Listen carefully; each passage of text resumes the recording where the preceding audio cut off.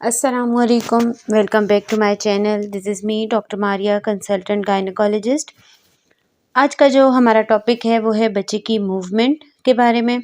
बहुत सारे पेशेंट आते हैं और वो बहुत कंफ्यूज होते हैं कि मेरा चौथा महीना शुरू हो गया है, मुझे बच्चे की मूवमेंट फील नहीं होती।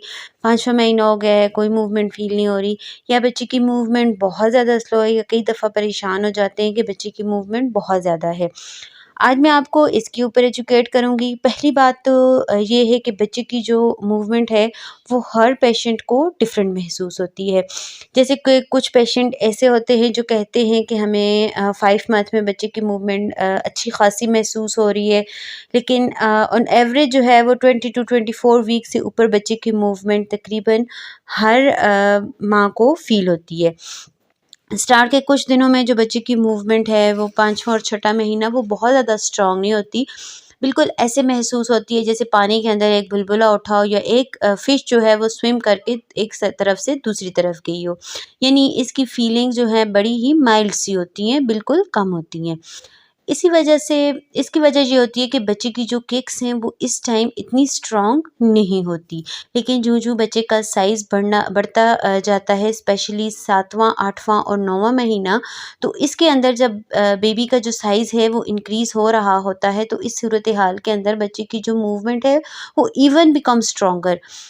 छठे 7वें और 8वें महीने के अंदर बच्चे की जो किकिंग मूवमेंट है वो सबसे ज़्यादा बच्चे की ओवरऑल मूवमेंट होती है, जिसमें बच्चा जो है वो अपनी पोजीशन चेंज करता है। लेकिन जैसे ही 9वां महीना शुरू होता है, बच्चा अपनी ख़ास पोजीशन के अंदर फ़ीमेल के ये बोनी जो पेल्विस है उसके अंदर फ़िक्स होना शुरू हो जाता है। एक दफ़ा जब बच्चे का जो हेड है वो फिक्स हो जाता है तो बॉलिंग या स्विचिंग ओवर मूवमेंट फ़ील नहीं होती, सिर्फ किक्स फ़ील होती हैं। जिसकी वजह से पेशेंट पेशेंट जो हैं वो परेशान हो जाते हैं कि बच्चे की मूवमेंट अब इतनी स्ट्रॉन्ग नहीं रही। तो हम अपने जो पेशेंट हैं उनको गाइड करते हैं कि आपको 12 से 14 दफ़ा अगर बच्चे की मूवमेंट एक दिन में फ़ील हो रही है तो इट्स ओके। लेकिन अगर आपको बच्चे की मूवमेंट कंटिन्यूअसली 4 टू 6 जो आवर्स हैं उनमें फ़ील नहीं हो रही, तो आपने क्या करना है कि आपने एक ग्लास ठंडा पानी पीकर या कोई भी ड्रिंक लेकर अपनी लेफ़्ट करवट पर लेटना है और इंटेंशनली फ़ील करने की कोशिश करनी है बच्चे की मूवमेंट को। आपने पूरा ध्यान लगा के बच्चे की मूवमेंट को फ़ील करना है, और अगर मज़ीद 1 घंटे तक आपको बच्चे की मूवमेंट फ़ील नहीं होती तो आपने इमीडिएटली अपने डॉक्टर को कंसर्न करना है। आप जब डॉक्टर के पास जाएँगे तो वो डेफ़िनेटली आपके लिए 3 चीज़ें करेगा। एक तो मे बी वो आपको हाइड्रेशन की जो ड्रिप होती है वो लगा दें। दूसरा हो सकता है वो आपके बच्चे का जो है तो वो सीटीजी करें, बच्चे की जो हार्ट रेट का ट्रेस है देखने के लिए कि कहीं जो है तो हार्ट बीट जो है वो डिप तो नहीं हो रही है। अब तीसरी जो इम्पॉर्टेंट चीज़ है वो ये है कि वो आपका अल्ट्रासाउंड तो ज़रूर करेगी कि कहीं बच्चे का पानी तो कम नहीं है जिसकी वजह से मूवमेंट बच्चे की कम हो गई हो।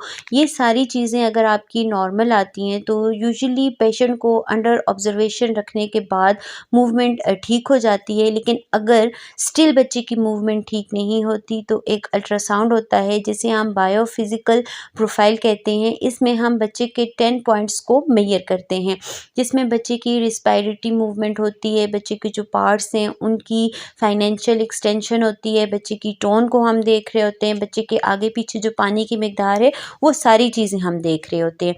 इसके मुताबिक हम बच्चे को 10 पॉइंट्स देते हैं उसकी एक्टिविटी को देखकर। अगर 10 में से 10 आते हैं पॉइंट्स तो फिर हम पेशेंट को कहते हैं कि वो परेशान ना हो, वक्ती चेंजेस हैं, वक्त के साथ ठीक हो जाएंगी।